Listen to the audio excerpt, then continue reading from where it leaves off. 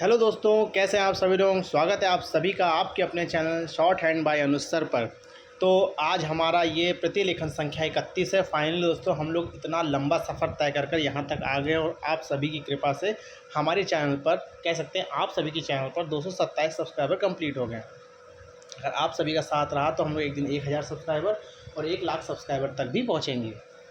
ठीक, तो जैसा आप सभी को पता है कि हम लोग डिक्टेशन के बाद अब इम्पॉर्टेंट शब्द चिन्ह भी करते हैं। जितने भी इसके इम्पॉर्टेंट जो आउटलाइंस हैं वो मैंने आप सभी के लिए बना दी हैं, इसलिए वीडियो के अंत तक आप सभी को बने रहना है। ठीक, भागना नहीं है। आउटलाइंस को कर कर प्रैक्टिस कर कर दोबारा इस डिक्टेशन को कर कर फिर आपको इस डिक्टेशन को छोड़कर जाना है और शाम को एक बार फिर से आपको इस डिक्टेशन को दोहराना है। इससे होगा क्या दोस्तों, आपको कई सारे शब्द जो हैं एकदम याद हो जाएंगे, कंठस्थ हो जाएंगे। चलिए, असली डिक्टेशन स्टार्ट होगी अगले 5 सेकंड में 80 WPM पर। अपनी पेन और कॉपी लेके रेडी हो जाइए। Ready, start. अध्यक्ष महोदय, सबसे पहले मैं अपने माननीय कार्यकारी पार्षद महोदय का, जिन्होंने बजट भाषण दिया है और अपनी नीतियों की घोषणा की है, उसके बारे में उनको हृदय से बधाई देना चाहती हूँ। मैं यह भी देखती हूँ कि यह बजट जो है धीरे धीरे गति से समाजवाद की ओर बढ़ता जा रहा है। अपनी नीतियों से यह भूतकाल और वर्तमान दोनों को एक कड़ी में मिलाकर हमें उज्ज्वल भविष्य की ओर ले जाता है। ऐसा मुझे कहना है इस भाषण को पढ़ने से कि इसमें हमारा कोई भी वर्ग समाज का ऐसा नहीं है जिसे अछूता छोड़ा गया हो, क्योंकि भारतवर्ष एक कृषि प्रधान देश है और मैं यह समझती हूँ कि इस बजट के दौरान यह पूरी तरह से कोशिश की गई है कि ग्रामीण अर्थव्यवस्था को, जिसे हम अर्थव्यवस्था की रीढ़ भी कह सकते हैं, उस ढांचे में उस रीढ़ की हड्डी को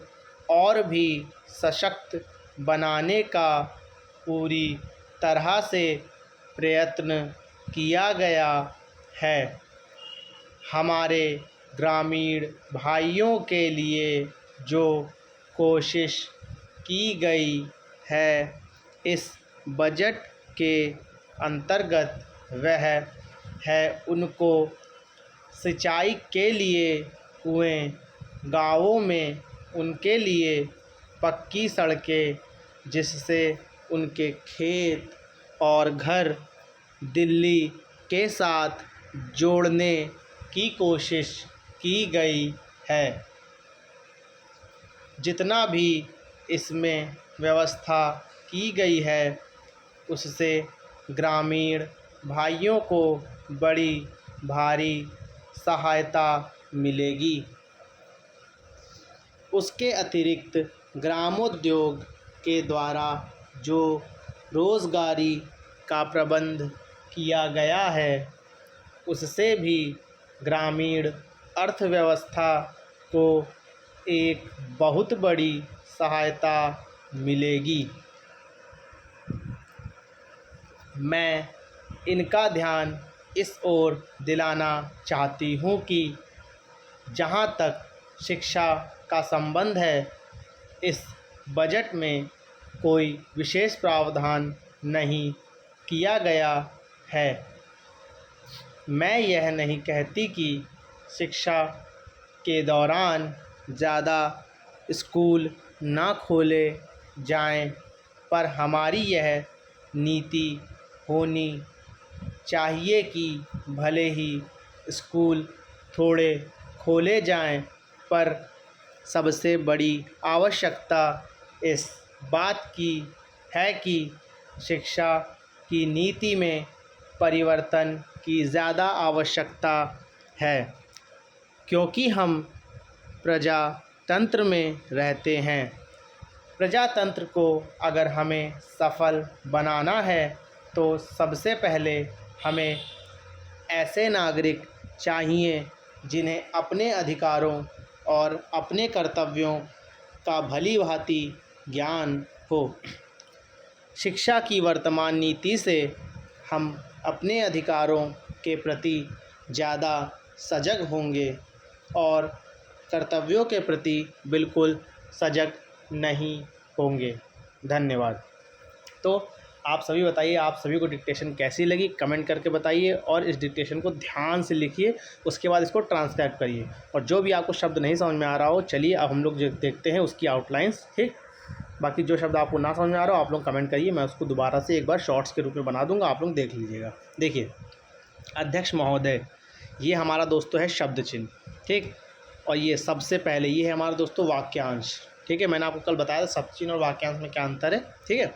माननीय, ये भी हमारा शब्द चिन्ह है। देखिए, कार्यकारी परिषद मैंने दो लिखा है, एक तो कार्यकारी परिषद मैंने मिला के लिखा है, एक दूसरा कार्यकारी आप अलग लिख सकते हो, परिषद को भी अलग लिख सकते हैं, ठीक।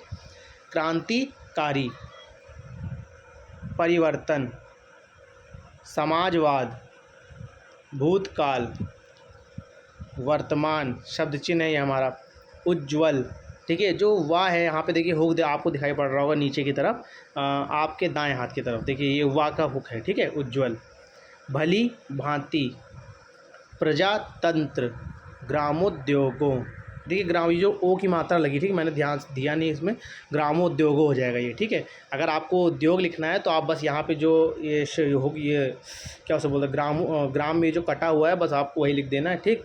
ये हो जाएगा ग्राम उद्योग। अतिरिक्त, ये हमारा दोस्तों शब्द चिन्ह है, ठीक। भारतवर्ष, ये भी शब्द चिन्ह है। अर्थव्यवस्था, ये भी शब्द चिन्ह है।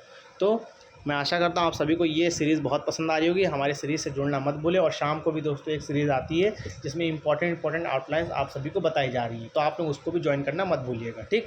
चलिए हम लोग कल फिर मिलते हैं इसी वीडियो से, तब तक के लिए धन्यवाद। जय हिंद, जय भारत।